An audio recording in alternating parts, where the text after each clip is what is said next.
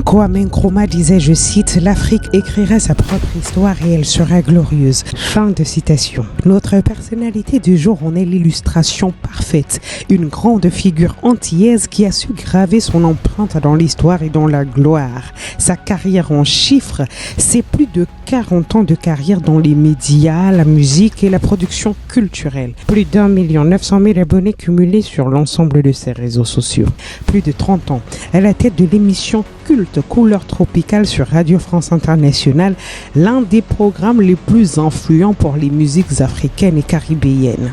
Des centaines d'artistes africains et caribéens révélés grâce à son émission et à ses plateformes médiatiques, dont le groupe Magic System. Une présence sur de grandes chaînes internationales, TF1, France 2, France 3, Canal+, Vox Africa, M6. Il est le fondateur de la radio Tropic FM, radio emblématique des cultures afro-caribéennes. Plusieurs prix, distinctions et reconnaissances internationales pour son engagement culturel et citoyen. Acteur clé du prix Découverte RFI, une référence pour les talents africains. Plusieurs engagements politiques, notamment l'organisation de marches historiques, la création de mouvements citoyens. Ancien délégué interministériel pour l'égalité des chances des Français d'outre-mer, nommé en 2011. Il est producteur et créateur de contenu audiovisuel, cofondateur de la société RTT Regarde ta télé. Un homme engagé, une voix qui porte et un père de famille attaché à ses valeurs. Chers septalkers et septalkeuses, nous allons passer des minutes inédites avec un homme iconique qui va se raconter à 360 comme il ne l'a jamais fait auparavant. Le père fondateur de la génération consciente nous ouvre les portes de sa maison parisienne ce jour. C'est exclusif, inédit. Installez-vous confortablement, prenez un petit verre. Bienvenue dans le Septalk.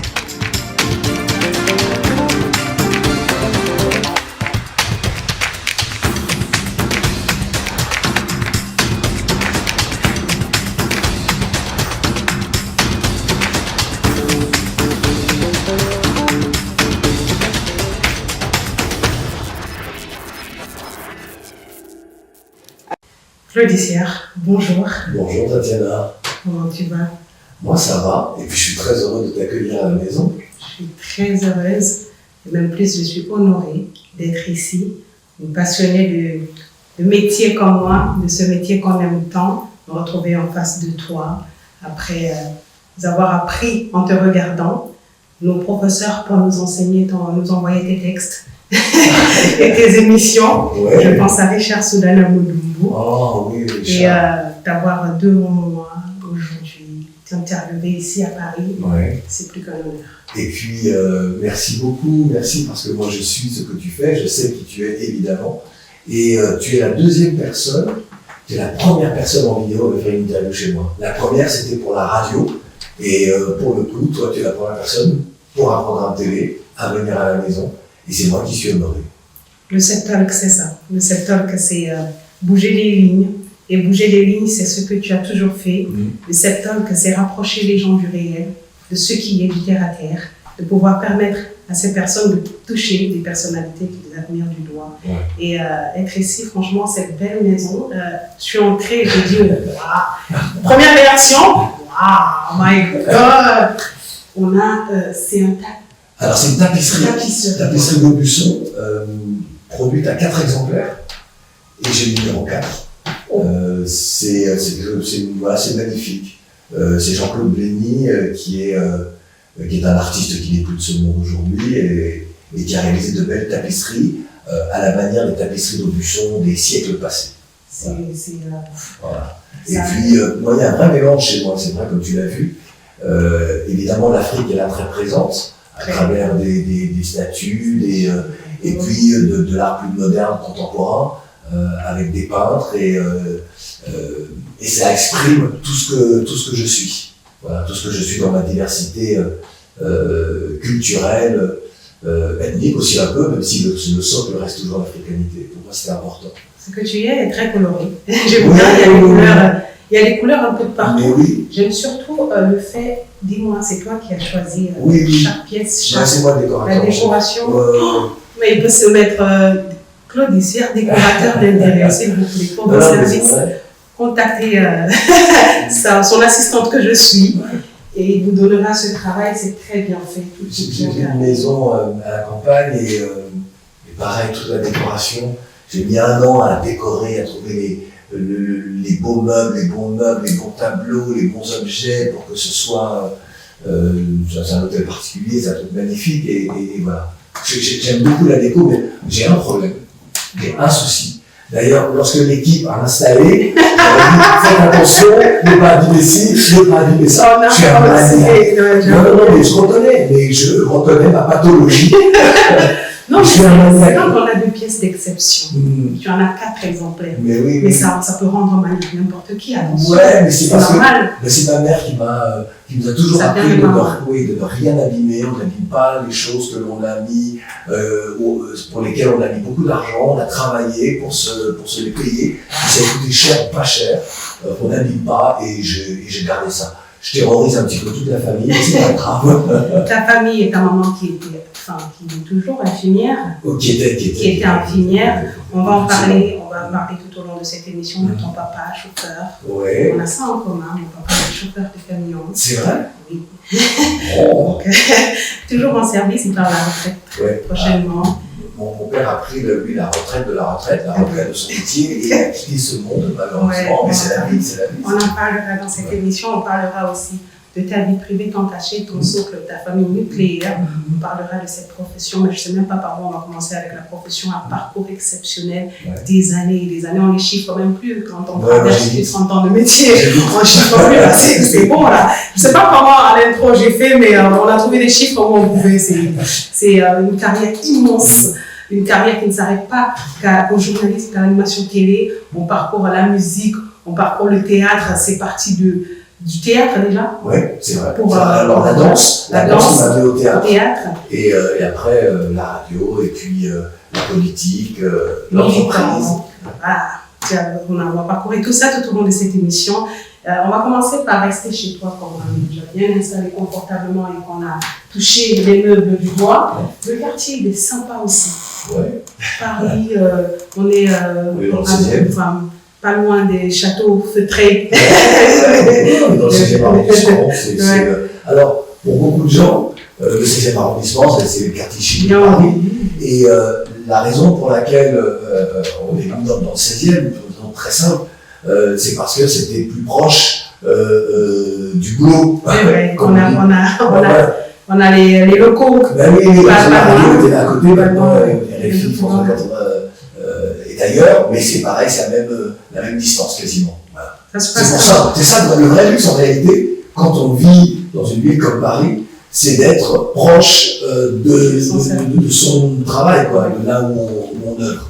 C'est pour ça. Le vrai luxe ici aussi, quand on vit dans cette maison, c'est peut-être d'être accompagné de sa famille. Tu vis seul ici? Non, mais on est une petite famille sympa. Alors, même si les enfants sont là sans être là, mais voilà. C'est une chance incroyable parce que je ne parle jamais de ma vie. Et là, tu viens à la maison et tu commences à te questionner sur ma vie. Ça va aller très bien. Mais voilà, et puis non, aujourd'hui c'est un très grand appartement qui est un peu qui s'est vidé, mais c'est très bien comme ça. L'espace vital est important. Ça t'évite un peu plus d'anxiété sur les meubles et autres. Mais... Ouais, on sait avec les enfants, on sait un peu, c'était parfois un peu compliqué, mais voilà, maintenant ils sont grands, moi je suis grand-père, ça y est, les choses ont changé. Et j'ai essayé, je pense que ça m'a guéri. Je pense que le fait de voir que ça est abîmé, tel objet, de voir que même une personne qui fait le ménage casse certains de mes objets auxquels je tenais, j'ai appris à avoir un peu de recul sur tout ça. Ce ne sont que des objets, même si on y tient, ce ne sont que des objets. Les êtres humains et les rapports que l'on a avec les êtres humains sont tellement plus importants. Cette importance que j'accorde à l'être humain, on peut le sentir avec ta propre famille que tu as fondée. Ça t'a fait quoi d'être père pour la première fois? La toute première fois, papa? J'ai été père, j'ai presque envie de le dire, malgré moi. Je vais m'expliquer. C'est-à-dire que ma compagne, à l'époque, guadeloupéenne comme moi, me me dit un jour, on était ensemble, on était amoureux, enfin pas bref, elle me dit, je suis enceinte, que souhaites-tu que nous fassions? Et moi, je pense que j'étais un gamin, j'avais 28 ans, et je suis resté un grand garçon, un grand gamin. Et je lui dis, oui, oui quoi. Et je rêvais, je voulais vraiment que ce soit une fille. Et ma fille est née, voilà, elle est là, elle a 32 ans aujourd'hui, et elle a fait de moi un grand-père. Voilà. Donc c'est quelque chose d'extraordinaire. Et donc voilà, je pense que j'étais en euphorie, mais sans vraiment réaliser que j'allais devenir papa. Ouais. C'était quelque chose pour moi je n'imaginais pas que ça arriverait à ce moment-là. Peut-être parce que j'étais conscient d'être un grand gamin, vraiment un grand gamin. Mais ça m'a beaucoup changé. On dit ça beaucoup des premiers-nés. On dit les premiers-nés, il y a deux choses avec les premiers-nés. C'est soit ils te donnent envie de te surpasser et d'être le meilleur homme, soit ils te ramènent un peu en arrière. Ça a été quoi pour toi? C'est avec la carrière que tu avais déjà commencé ta carrière. Oui. Moi j'étais déjà à la télévision. Voilà. J'étais à la radio, à la télévision. J'étais tous les dimanches matins à la fois cette année-là sur M6 et sur France 3. Et donc voilà, j'étais déjà aussi à la radio et je faisais plein de choses. J'étais ce bébé qui naît. Oui, voilà, cette fille. Et avec sa maman, on voulait vraiment que son prénom soit une référence à l'Afrique. Elle s'appelle Kéna. Et donc pour nous, c'était essentiel. Et là, et tu disais, est-ce que ça te ramène, ça te freine un peu, ça te donne envie de Moi, ça m'a poussé. Peut-être un peu trop, j'ai envie de dire, parce que je pense que je n'ai pas passé suffisamment de temps avec les enfants. Parce que ça me donnait des aides d'aller beaucoup plus loin dans mon métier, dans ma vie sociale. Et je pense que mes filles aujourd'hui peuvent me reprocher de ne pas avoir été suffisamment présent. Mais on ne se rattrape jamais de ça. Est-ce qu'on compense un minimum ça avec la carrière et la réussite, d'avoir la fierté d'avoir un papa successful? Non, ça ne compense pas. Je le dis à celles et ceux qui nous écoutent, la carrière ne vient jamais compenser le temps que l'on n'a pas passé avec ses enfants et avec les autres membres de sa famille que l'on aime. Et ça, ce sera le grand regret de ma vie. Mais mes filles sont exceptionnelles puisqu'elles me l'ont dit un jour, mais elles ne m'en tiennent pas rigueur et on est toujours très liés. Nous sommes très liés quoi qu'il arrive. Ça fait combien d'enfants au total? Oui, moi j'ai 2 filles. 2 filles. Pas de garçons? Non, mais bon, on ne sait jamais. C'est toi qui milite pour l'Africain et ses valeurs et sa tradition. Tu sais qu'un garçon en Afrique, je pose la question parce que forcément, je les vois déjà poser la question. Et le garçon, il n'en pense pas, il n'en veut pas. Il y a beaucoup qui diraient, moi, je veux bien lui donner un garçon à Claude. C'est une question qui vient très souvent, même en famille. On demande toujours cet attachement de l'homme à avoir un garçon. Est-ce que c'est quelque chose que tu t'es questionné? C'est quelque chose qui t'a... Non, je ne dis pas... non, je ne me suis pas posé la question. Moi, je pense que l'attachement d'une fille avec son père, c'est extraordinaire. Je le vis pour le coup. Et moi, je ne suis pas dans la transmission du nom, le mâle, donc l'homme veut avoir un petit garçon, son héritier. Ouais. Pour moi, l'héritier ou l'héritier, c'est du pareil au même. Et ce qui compte, c'est ce que deviennent mes enfants. C'est ça, surtout ça. Et que deviennent ses enfants? Ma fille aînée est journaliste. Elle a travaillé pour Brut, elle a travaillé pour France Culture, pour Canal, pour France Télévisions, et aujourd'hui elle est à la communication de la SACEM, la Société des auteurs de musique, auteurs-compositeurs. Et moi je suis très fier d'elle. C'est une jeune femme extrêmement rigoureuse dans ce qu'elle est. C'est pas du tout une artiste, contrairement à son père et à sa sœur. Elle, ce n'est pas une artiste, elle veut que tout soit à sa place. Et puis c'est quelqu'un d'une extrême fiabilité. Vous lui demandez quelque chose, si elle vous dit « oui, je vais le faire », vous pouvez être certain qu'elle le fera. Vous pouvez compter sur elle, elle est extrêmement fiable. Et si elle vous donne rendez-vous, vous pouvez être sûr qu'elle sera là à l'heure. Et elle ne sera jamais en retard. Elle est l'inverse de son père. Et mon autre fille, dont je suis tout aussi fier, elle, c'est une artiste, elle a fait l'école de design, Elle fait de la musique, elle fait tellement de choses, elle est, comme ma fille, elle est très cultivée, mais c'est une autre personne, c'est une autre personnalité qui se cherche, voilà, c'est une autre personnalité. Et c'est une artiste nouvelle. Et effectivement, si vous lui donnez rendez-vous, il n'est pas certain qu'elle a une valeur. Elle n'arrive pas avec son père en retard. Mais après, le retard, dans ta carrière, il n'y a pas vraiment eu de retard, tu es parti au bon moment, et là, tu continues. Parle-moi de ce quotidien entre professionnel et personnel. Tu es entouré d'une équipe professionnelle, à peu près combien? Je sais qu'il y a Annabelle. Oui, il y a Annabelle, c'est vrai, et quand même, Annabelle travaille avec moi depuis 17 ans maintenant, parce que 17 ans. Oui. Mais il y a d'autres personnes qui entrent et qui sortent. Je dis toujours que ma famille professionnelle, ce sont des gens que j'aime profondément, pour qui j'ai beaucoup de respect. Il y a des personnes qui sont là depuis longtemps, Annabelle, Mathieu, mon réalisateur à RFI maintenant, et on travaille ensemble depuis 9 ans. Il y a des personnes que j'ai perdues en cours de route parce que la vie en a décidé ainsi, et je pense à Charlotte Delachaux qui était comme ma sœur. On avait fondé ensemble une maison de production audiovisuelle. On a réalisé en Afrique la première émission de télé-réalité, Africa Star, en 2008. Et Charlotte me manque beaucoup, elle est décédée en 2018 et elle me manque énormément. Et je pense que je ne ferai plus jamais ce que j'ai fait avec elle. On a produit des émissions de télévision comme le Claudie Show pour France Télévisions. Voilà, et la productrice c'était elle. Moi j'avais des idées artistiques. Je pouvais trouver les bons plans, comme on dit, et elle après elle s'occupait de mettre tout ça en. Et lorsque vous avez quelqu'un comme ça à vos côtés et qui disparaît, c'est très compliqué de retrouver une personne capable d'œuvrer de la même façon, de comprendre qui vous êtes, d'accepter vos énormes défauts et pour autant continuer à travailler avec vous et à construire. Alors, au quotidien, ça se construit comment autour de vous? À quoi ressemble le quotidien type pour les plaisirs? Alors, et juste ajouter aussi justement à ta question, Tatiana, c'était, on est à peu près, j'aimerais une dizaine de personnes. Une dizaine, ok.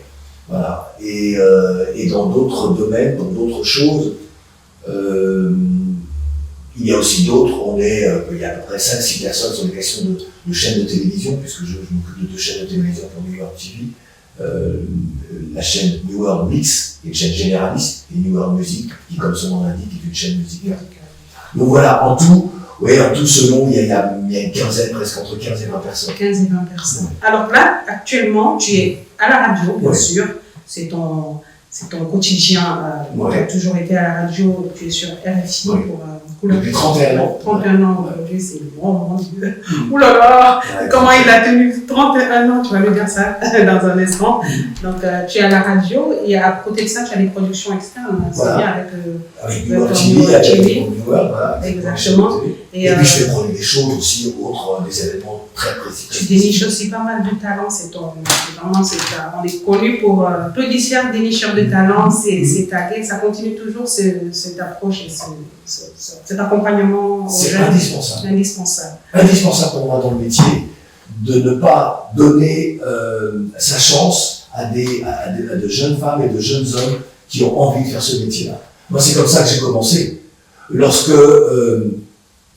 je décide d'arrêter de faire de la danse, que je suis au théâtre, et qu'au théâtre, un ami me dit qu'il n'est plus de ce monde, paix à son âme, Jean-Pierre Mondoulet, me dit « Mais tu as une voix pour faire de la radio. » On est au début des radios libres en France, on est fin 83, et je me dis « Tiens, pourquoi pas ?» Janvier 84, je fais ma première émission de radio. Oui, tu es le premier noir.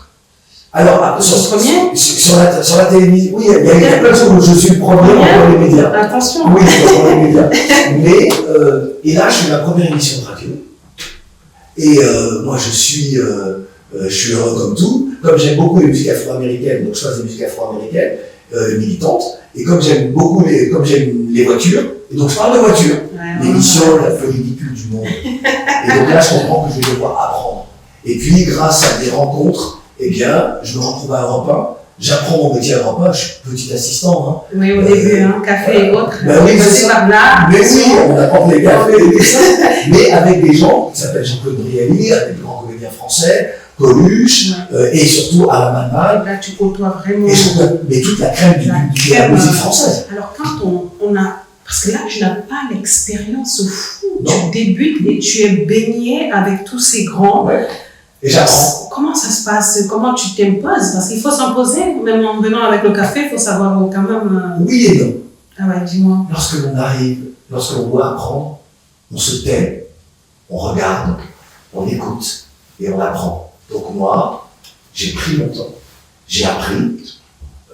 J'étais quelqu'un, et je suis toujours, je pense, c'est un peu prétentieux de dire ça, mais c'est vrai, moi je pense que je suis pas quelqu'un de méchant, je suis pas quelqu'un de plutôt sympathique avec les uns et les autres, parce que je respecte les uns et les autres. Et donc, on m'a pris des gens importants, m'ont pris sous l'oreille, m'ont dit allez, tu vas venir avec nous faire ci, tu vas venir avec nous faire ça. Et j'ai rencontré plein de gens la première année où je me retrouve au Festival de Cannes. Je vois tous les grands comédiens, les grandes comédiennes du monde. C'était incroyable pour moi, c'était une expérience extraordinaire. Et puis un jour, je vais frapper à la porte de France Inter. Et là encore, quelqu'un qui est plus de ce monde, Jean-Louis Foulquier, me dit viens. Moi je vais défendre les cultures entières africaines. Et d'ailleurs, à Europe 1, c'est ce que j'ai fait, j'avais dit à la Mannheim, je veux que tu reçoives des artistes, s'il te plaît, des artistes entiers africains.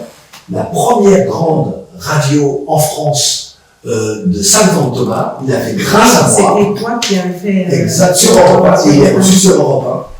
Et c'est moi, petit assistant, qui dit ouais, mais c'est important parce que Saint-Jean Thomas, c'est un de grands artistes.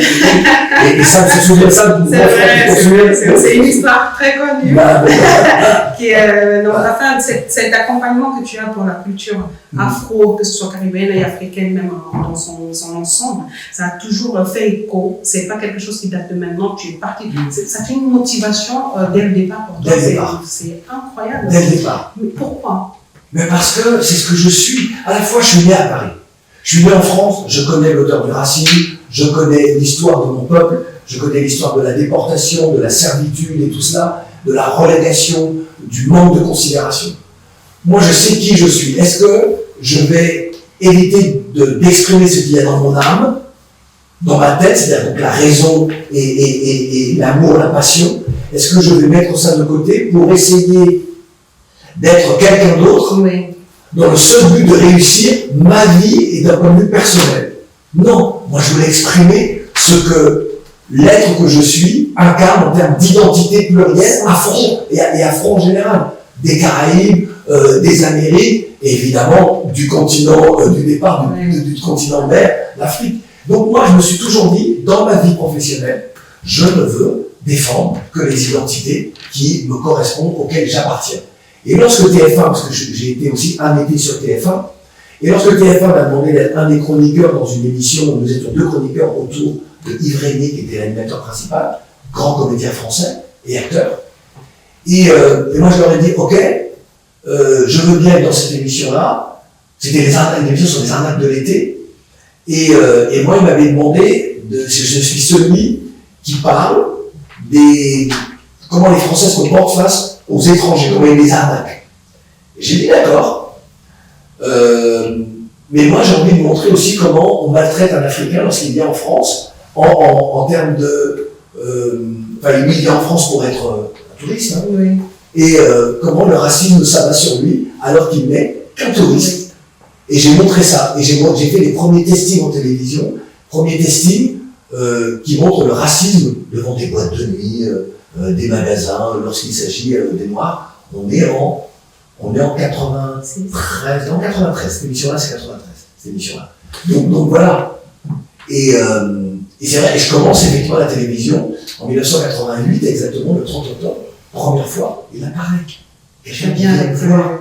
Sans tricher, tu es resté quand même ta garde. Mais oui, et moi c'est ce que je voulais défendre. J'ai toujours voulu défendre mes identités, et je ne me vois pas faire autre chose dans ma vie. Tu fais bien. Beaucoup de gens, enfin malheureusement ou heureusement pour eux, parce que ça dépend aussi de ce qu'on projette, de la mission qu'on a et de l'être qu'on veut projeter, beaucoup de gens trichent. Ce n'est même pas que dans des métiers de médias, dans plusieurs métiers, il y en a qui trichent et qui s'adaptent au commercial, au marketing. Tu n'as jamais été celui qui est là pour vendre. Non. Ça n'a pas toujours été un choix objectif au niveau des finances, de la rentabilité, mais plus un choix humain. Et c'est une valeur, c'est quelque chose qui... Oui, de quoi Il y a de quoi être fier ici. Mais tu as tout dit parce que pour moi, l'argent n'est pas une finalité. C'est un moyen, c'est un outil pour faire quelque chose. Et gagner de l'argent, s'il n'est pas investi, comme le temps, dans un monde créé par les Occidentaux, où nous avons été si souvent relégués, si on n'est pas conscient de ce que l'on est, de par notre histoire, notre identité, ou bon, en ce qui me concerne moi, Afro-Caribéen d'Aguadeloupe, nos identités, parce que je suis pluriel. Si on n'est pas conscient de ça, quand on fait ce métier-là, et si on ne voit que sa réussite personnelle, eh bien, on ajoute aux difficultés de l'Afrique et des mondes afro en général. C'est-à-dire qu'aujourd'hui, les jeunes, nos jeunes, et pas seulement, ont besoin de nous voir exister, de nous voir briller. Pas pour dire à l'autre, à l'Européen, à l'Occidental, au Blanc, regardez, nous devons faire comme vous. Non, non, moi je fais rien pour que les autres se disent ça de moi.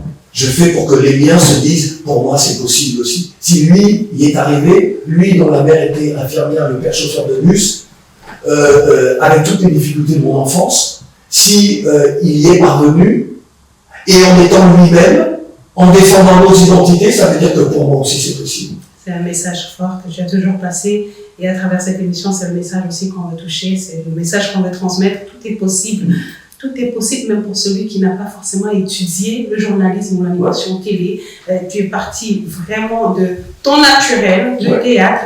Alors, quelle était la plus-value? Enfin, quelle est la plus-value quand on parle du théâtre pour la télé? Il y a quelque chose que ça t'apporte, l'aisance, quelque chose? Je pense que on a quand même en nous, lorsqu'on fait de la danse, lorsqu'on fait du théâtre, lorsqu'on se lance dans la radio, il y a une part d'ego, quoi. On a envie d'assouvir ça, mais on a envie de briller. Donc on bombe un peu le torse, et surtout lorsqu'on est jeune, on a le sentiment d'être immortel et qu'on est plus talentueux que tout le monde, mais c'est bien parce que ce sont des moteurs, tout ça. Ces sentiments-là sont des moteurs. Et ta culture générale? Alors moi j'ai toujours été enfant déjà, et ma mère était ça. Ma mère avait soif de culture, de connaissance. Et donc elle me disait, il faut que vous lisiez, il faut lire, il faut comprendre. Et je pense que c'était naturel en nous, et en moi en particulier. Et donc, moi, j'ai beaucoup lu lorsque j'étais enfant, adolescent, jeune adulte. Je lis beaucoup moins maintenant parce que j'ai un peu moins de temps, et je me rendais pas compte. J'avais une connaissance du monde en général qui était sans prétention aucune, mais supérieure à la moyenne, en tout cas aux gens de mon âge. J'avais pas conscience de ça.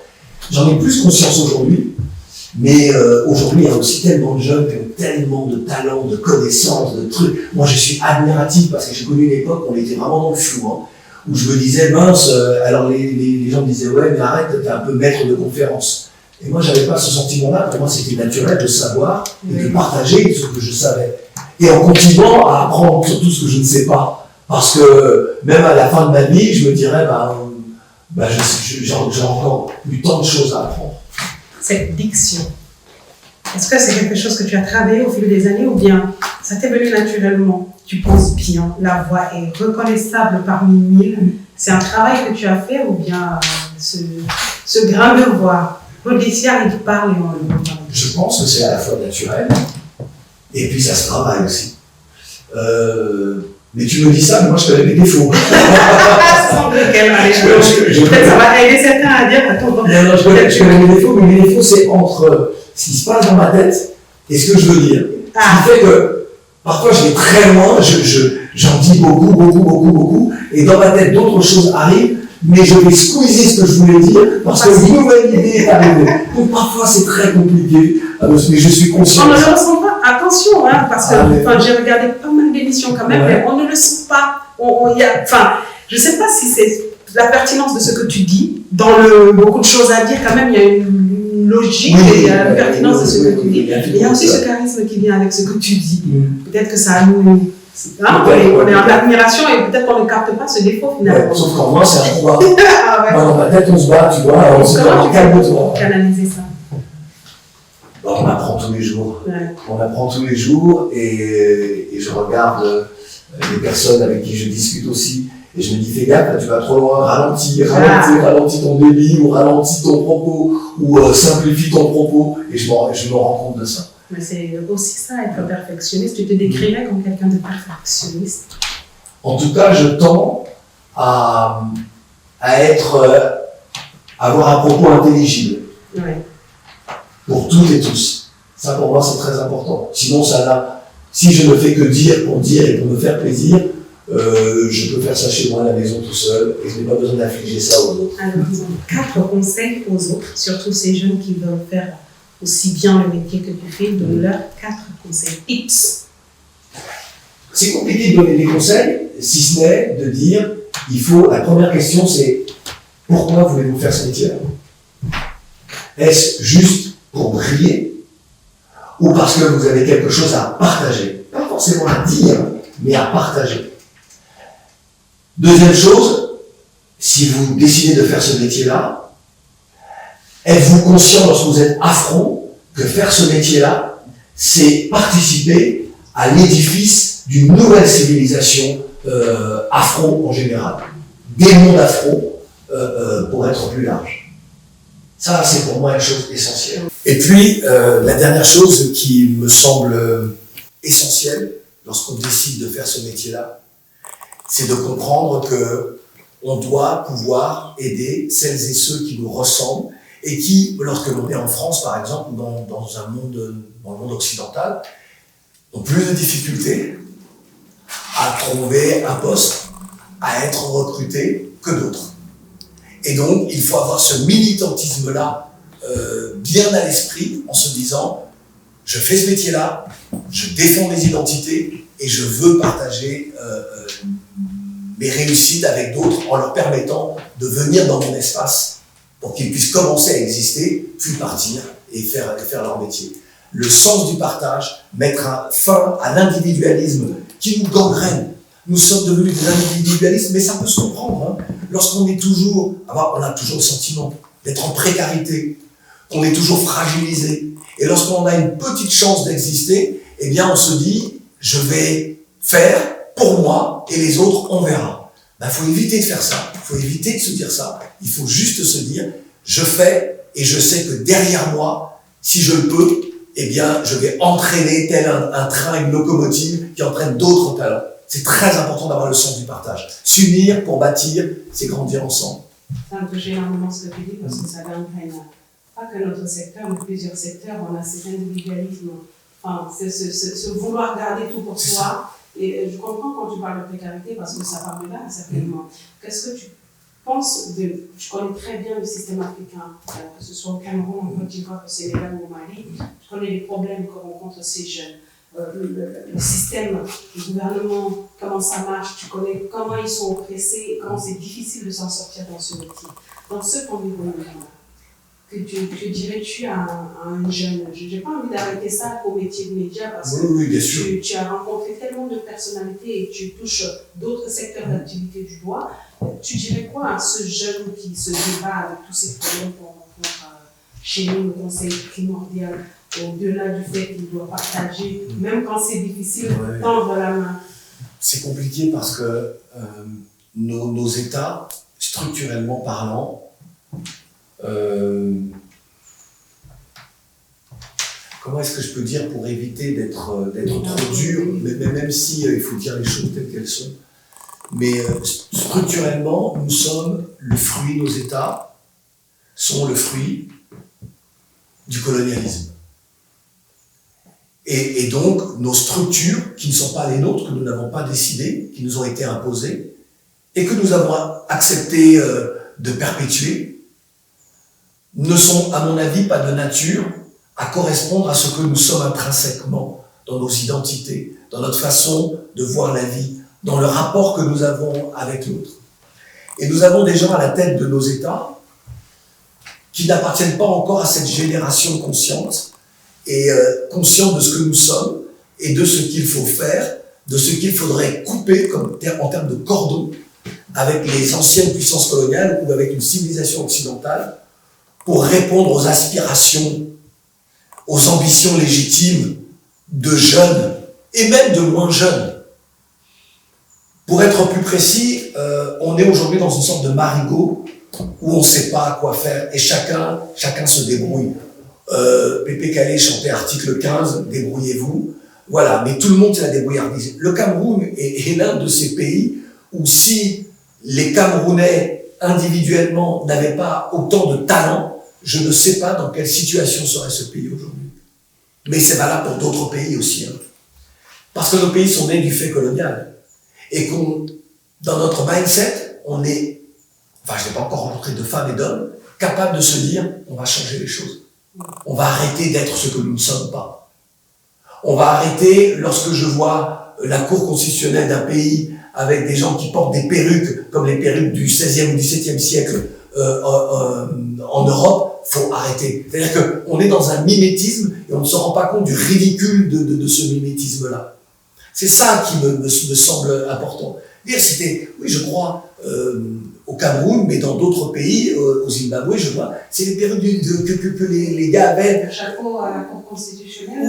Oui, non, ou alors les chapeaux. Enfin, moi, je dis qu'on peut changer les choses, on peut avoir des choses qui nous correspondent. Même dans les... Non, c'est au Zimbabwe. Quoi qu'ils arboreraient à la place, ils nous arboreraient à la place. Ben, des choses qui correspondent à ce que nous sommes. Nous avons encore des chefs traditionnels. Il y a encore des tenues qui correspondent à... Mais par exemple, c'est une façon de valoriser ce que nous sommes à la fois. Et lorsque je regarde la personne, je dis, oui, c'est moi. C'est moi. Ce qui est toi aussi, c'est tous ces invités que tu as accueillis pour ton émission Couleur Tropicale 31 ans, mon Dieu. Jusqu'ici, dis-moi, quel est ton ressenti après avoir accueilli tous ces gens dans ton émission tout au long de ces années? Tu en gardes quoi comme souvenir? Moi j'ai toujours un vrai bonheur à recevoir parce que je n'ai jamais fait de ma vie une émission où j'invite une personnalité, ou quelle que soit la notoriété de la personne, pour lui dire du mal. Jamais de ma vie, c'est pas ma conception. Mais parce que nous sommes là, on en revient encore à ta précédente question, sur tous ces points que j'ai évoqués. Nous sommes là pour construire, nous sommes là pour bâtir, nous ne sommes pas là pour détruire. Peut-être qu'un jour, on sera tellement assis et à l'aise, on ne saura plus quoi faire parce qu'on sera dans l'opulence. Et peut-être qu'à ce moment-là, on dira, moi je vais faire une émission pour dire du mal des gens. Mais parce qu'on sera tellement bien, on aura construit notre monde, on aura construit cette civilisation qui nous ressemble et qui nous rassemble. Mais on n'en est pas là aujourd'hui. On est encore, pour moi, dans les fondations. Donc, on doit avoir des fondations solides. Je reçois quelqu'un, que ce soit un jeune qui débute, ou que ce soit une notoriété, une éminence de nos musiques ou de nos cultures. J'ai la même différence, le même respect, sauf qu'on ne raconte pas la même histoire, parce qu'un a une commence et l'autre est déjà une sommité. Donc, c'est ça. Mais, pour moi, si tu viens dans mon émission, c'est que tu mérites d'être mis en valeur, connu un peu plus, pour que les gens viennent un peu plus dans ton univers. Tu as transformé tellement de carrière et de vie. Oui. On passe à Couleur Tropicale et on passe à une autre étape. Magic System. Mais oui, hein, Magic System. Je pensais un peu en me disant, c'est tellement de carrière transformée, tellement d'impact. Est-ce que tu as ce sentiment, c'est pas forcément, te connaissant un minimum, et tout le monde connaît ta grandeur d'esprit quand tu fais ces choses, tu n'attends rien en retour. Est-ce que tu as le sentiment d'avoir un retour quand même de toute cette bienveillance envers cette carrière? Oui, beaucoup. Beaucoup de gens aussi se sont demandé avec Magic System, mais tu as fait un business avec Magic System. Parce qu'ils ont gagné des millions et voilà. Et je dis, mais jamais. Avec Asalfo, il n'a jamais été question de business entre nous. Moi, j'ai fait ce que je devais faire. J'aurais peut-être pu le faire, mais peut-être que nous ne serions plus amis frères aujourd'hui, si c'était le cas. Mais rien du tout. Et lorsque, avec Jocelyne Nabil, on a enregistré la chanson jusqu'au bout, c'est allô les magiciens, vous venez, ils sont venus sans demander 1 euro, rien du tout. Lorsque j'ai fêté, c'était pour les 20 ans de Couleur Tropicale, ils ont reporté une date à l'île de la Réunion pour venir chanter lors de ce spectacle sans me demander 1 euro. Et entre Asalfo et moi, il n'y a jamais eu de question d'argent. Ça dépasse Ça dépasse tout prix, ça, quand même. Mais oui, mais c'est parce que c'est plus important. C'est plus important. Et je sais que si j'ai besoin de lui sur quelque chose, il répondra présent. Et s'il a besoin de moi, je répondrai présent. Ça m'amène à poser la question, la rentabilité dans ce métier, c'est quelque chose...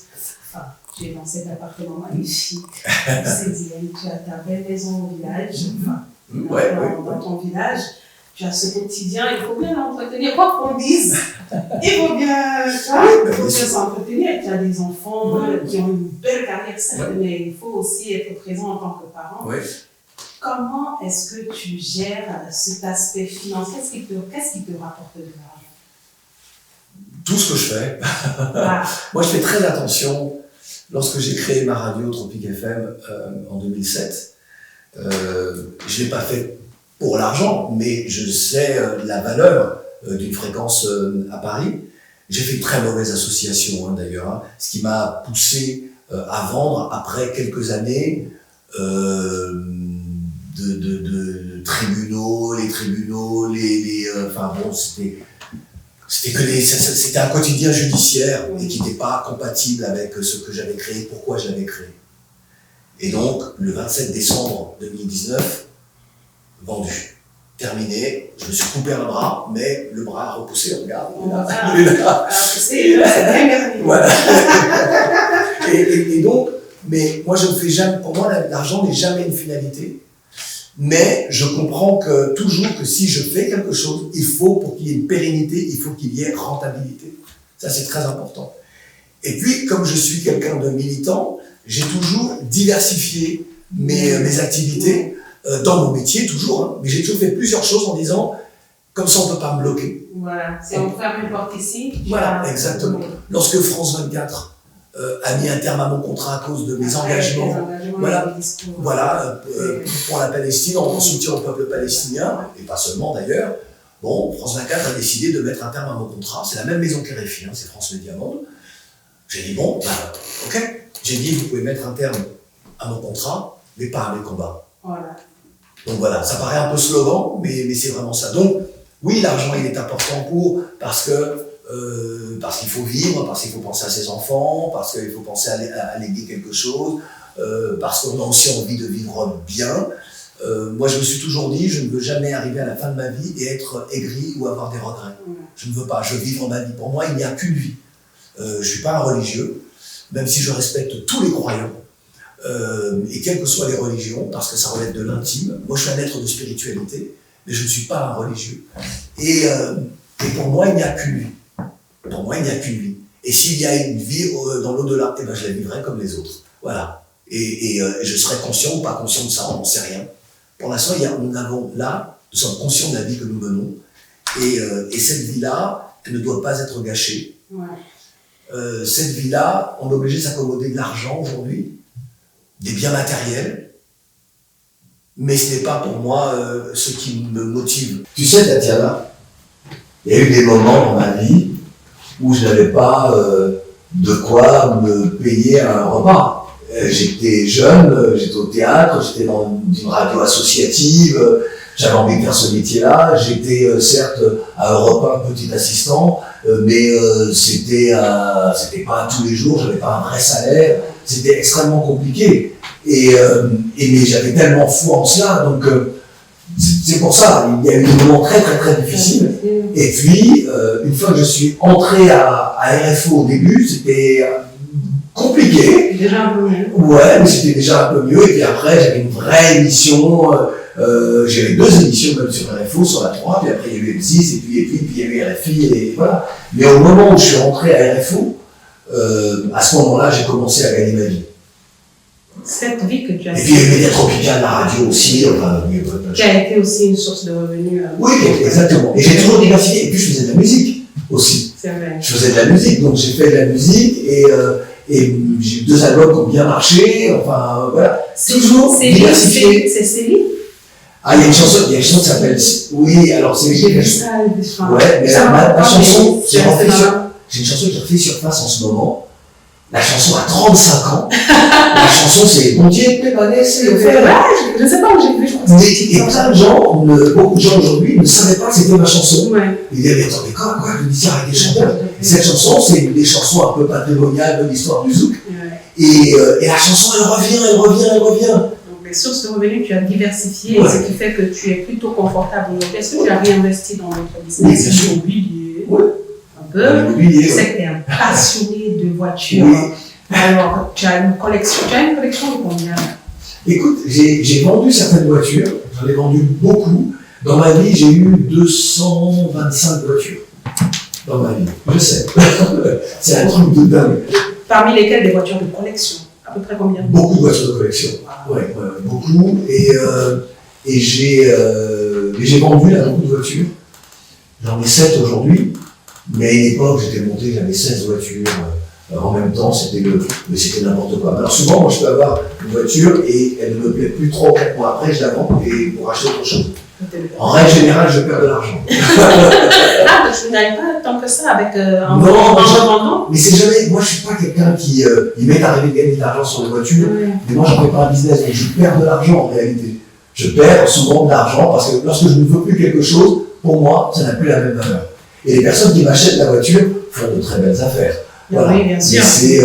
Et je pense que quelqu'un me posait la question en interview, me disait quelle voiture j'aimerais avoir que je n'ai pas encore eue. Non, c'est un chauffeur de taxi. Ouais. Un chauffeur de taxi. Et je lui dis, je ne sais pas, parce que j'ai quasiment tout. C'est passé partout. Hein, Je me suis acheté, j'ai jamais eu de Rolls-Royce. Les Bentley, Mais j'ai eu tout ce que je voulais. C'est une chance extraordinaire dans la vie. C'est une belle vie plutôt. Hein. Mais oui, on n'a qu'une vie. Tu as l'immobilier, tu as les voitures, quoi d'autre? Tu as. Enfin, je cherchais tes business. Moi, par exemple, je ne spécule pas. C'est-à-dire que quand je dis je ne spécule pas, je fais pas de la spéculation en bourse. Parce que pour moi, la spéculation en bourse, c'est forcément sur d'autres personnes qui perdent. Oui. Et ça, éthiquement, pour moi, c'est pas possible. Donc, je ne fais pas de spéculation boursière.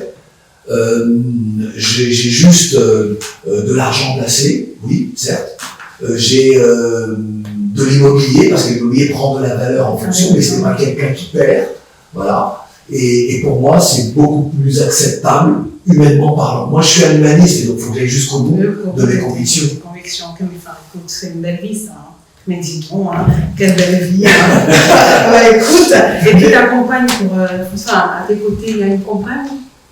Je parle pas de ma vie privée. Non, mais ça, on n'en parle pas, là, on est entre nous, là, il n'y a plus de caméra, c'est parti. Non, là. mais tu sais, dans ma vie,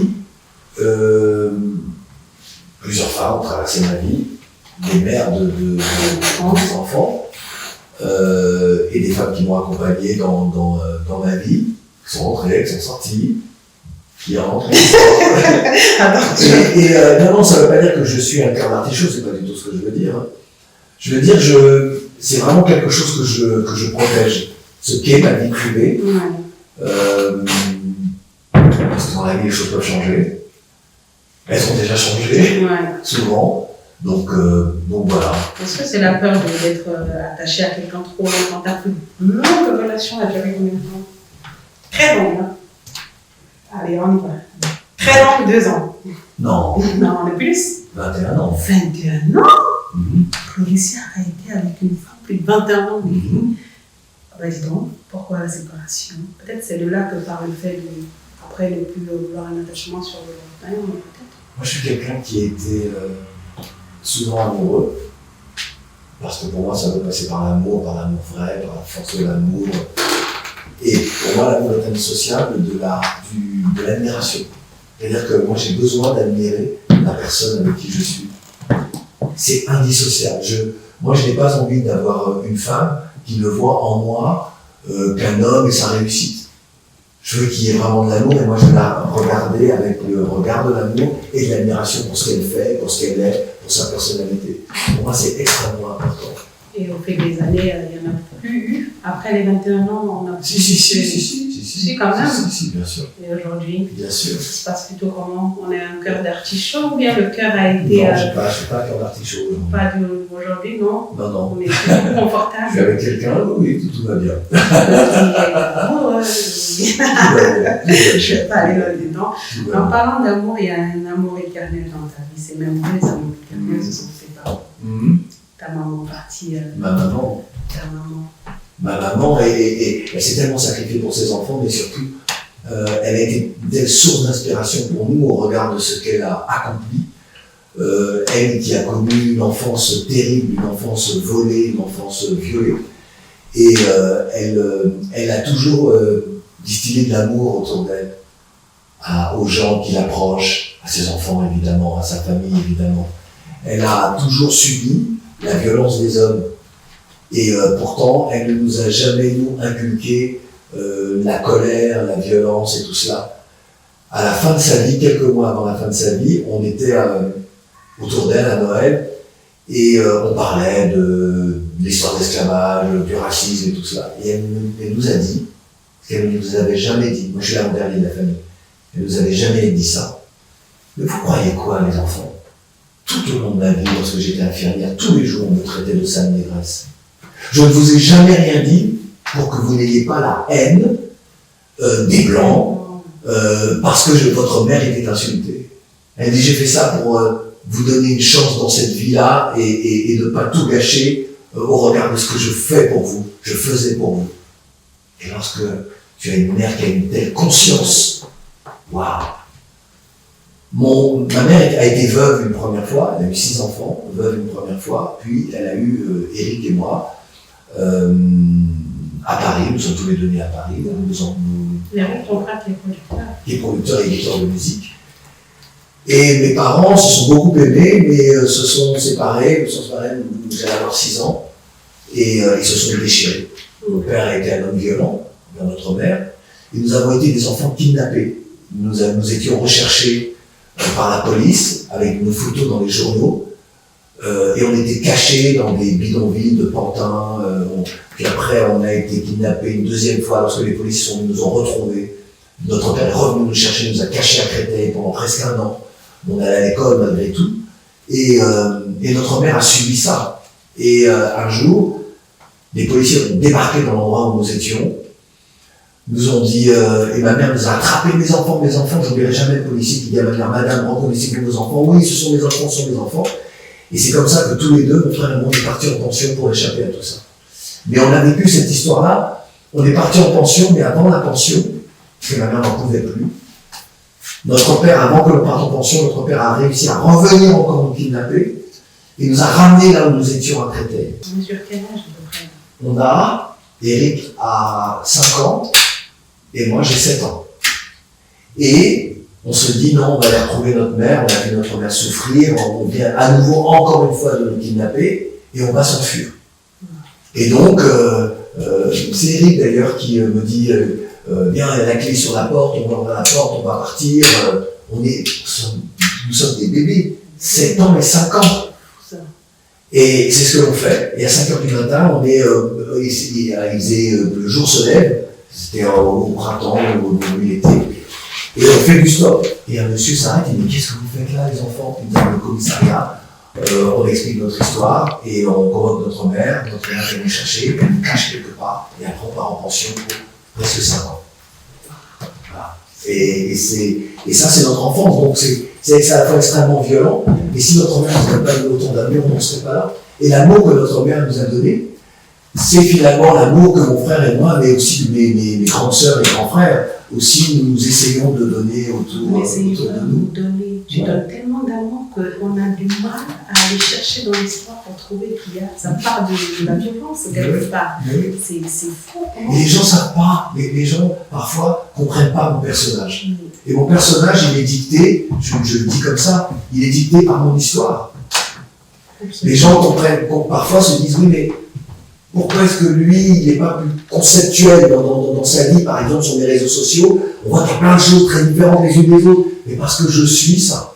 Moi, je ne triche pas. Je peux être aujourd'hui celui-là et demain un autre dans mon expression. Mais en réalité, c'est la même personne. Ouais.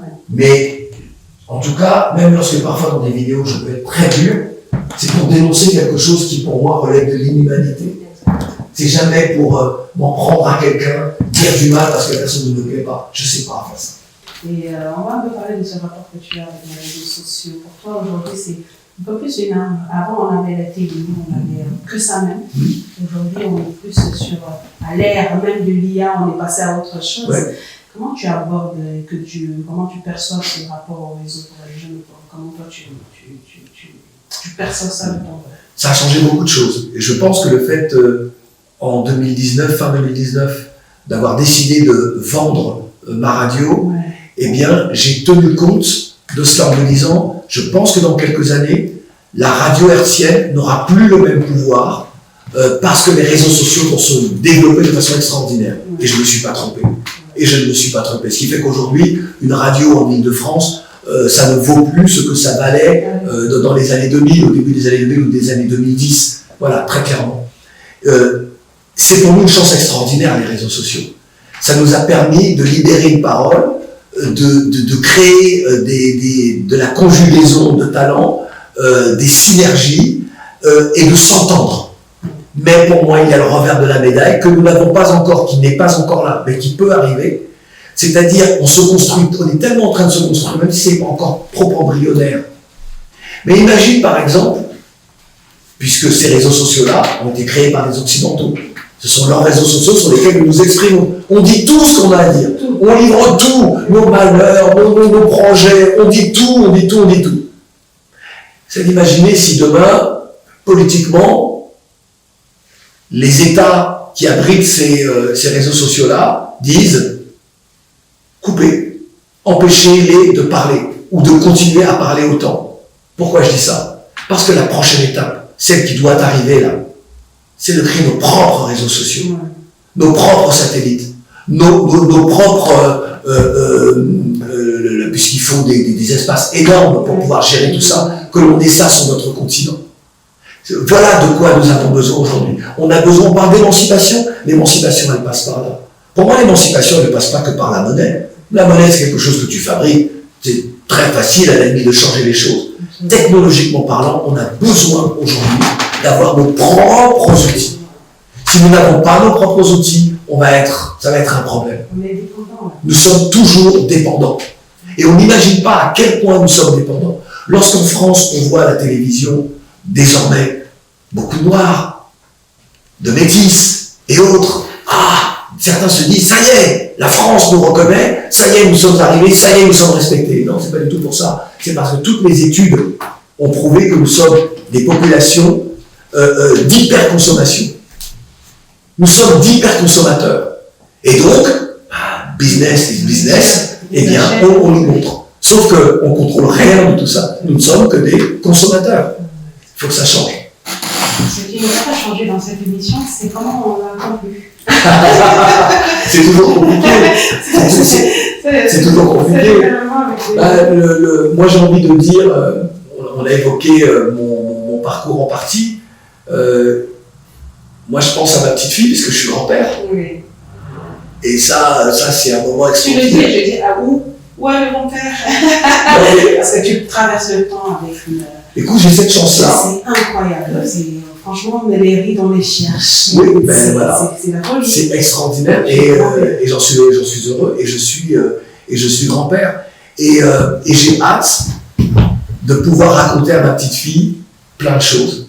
De pouvoir lui dire, tu sais, ton grand-père, la première manifestation de commémoration de l'abolition de l'esclavage en France, c'est ton grand-père qui l'a organisée. Tu sais que la première manifestation contre l'esclavage en Libye, première manifestation internationale, c'est ton grand-père qui l'a organisée le 18 novembre 2017. Et lui raconter plein de choses. Et lui dire, tu vois, ton grand-père a réussi à faire ça, mais toi tu feras bien plus que ton grand-père. Tu feras bien plus que ton grand-père.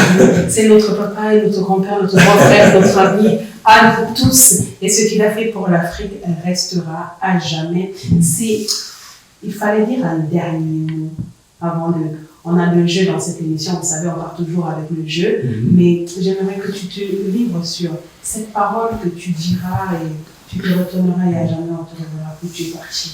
qu'est-ce que tu veux qui reste dans les consciences et dans les âmes pour cette génération consciente et même la non consciente? Alors, avant que je ne te dise ça, ça passe forcément par ce qui, pour moi, est mon dernier grand projet de vie que nous avons lancé en fin d'année dernière, qui est le mouvement citoyen Génération Consciente, qui en réalité est un mouvement politique. Et ce mouvement-là a pour slogan, pour que la République soit respectée de tous, elle doit être respectable pour tous. Face à un repli identitaire du monde occidental et de la France en particulier, le racisme que nous subissons, les relégations, les discriminations protéiformes, il nous fallait nous organiser et avoir une entité connue de tous, visible et qui rassemble les nôtres. On nous traite déjà de communautaristes et autres, c'est pas très grave. Les gens qui nous traitent de communautaristes sont souvent des gens de la droite ou de la droite conservatrice, en oubliant que la citoyenneté française, c'est ça, c'est dans les fondements même et dans notre constitution, c'est un pays de citoyenneté. On s'émancipe de la couleur de la peau, de la religion des gens, de l'origine des gens. Donc, on s'en fout. Parler, nous, c'est juste un mouvement de femmes et d'hommes qui, dans leur pays, ont des problématiques particulières et font entendre. Et on va faire basculer les élections dans ce pays. Parce que nous sommes des millions. Nous sommes des millions et nous ferons basculer les élections et nous ferons tout pour que l'extrême droite n'arrive jamais au pouvoir. Lorsque les gens disent oui, mais il faut essayer pour voir. Moi, est-ce que je vais essayer de mettre ma main dans le feu? Je sais déjà que ça brûle, j'ai pas besoin de mettre ma main dedans. C'est pareil pour l'extrême droite. Donc, j'ai juste envie de dire dans cet instant-là, rappeler ces phrases qui sont les miennes, s'unir pour bâtir, c'est grandir ensemble. S'unir pour agir, c'est réussir ensemble. Si nous comprenons ça, si nous mettons fin à ce complexe qui nous anime, le monde est à nous. Et puis, je supporte plus d'entendre les gens dire oui, mais nous sommes, l'Afrique est encore un continent pauvre, et nous sommes un petit continent. Pas vrai, l'Afrique c'est un continent énorme. Les gens ont minimisé même la taille de notre continent, parce que, effectivement, comment expliquer que la petite Europe a mis à genoux l'énorme, l'immense Afrique? Comment imaginer ça si ce n'est nos propres faiblesses? Aujourd'hui, on est plus faibles. Nous ne sommes plus les damnés de la terre. Nous sommes des lumières. Nous ne sommes plus les damnés de la terre. Nous sommes des lumières et nous allons briller. On brille dans cette émission par l'intelligence, par le parcours, mais surtout par le discours poignant. T'écouter, c'est vraiment changer. Ça crée en chacun, et je pense que c'est ce que ça a créé en vous durant toute cette émission, un changement, un cap supérieur dans votre mindset, un switch pour ceux qui, ont toujours des réserves sur ce qui doit arriver, ce qui doit se faire. Et je pense qu'en ça, on est très fiers. On va partir et tu vas dire ce mot, ce dernier mot, cette chose que tu aimerais qu'on garde en nous à jamais, si jamais tu n'es plus là. On a une expression aux Antilles, une phrase très courte. En créole, c'est « un t'es là ». Traduction, « j'étais là ». J'étais là. On était là. Nous sommes encore là, attention. Pour le jeu, on va terminer avec Claude. Tu comprends le sens de quand je dis j'étais là, ça veut dire que ça traduit pour moi. Exactement. Je pense que j'ai fait quelque chose. J'étais là et j'ai essayé de faire en sorte que vous ne m'oubliez pas et que voilà.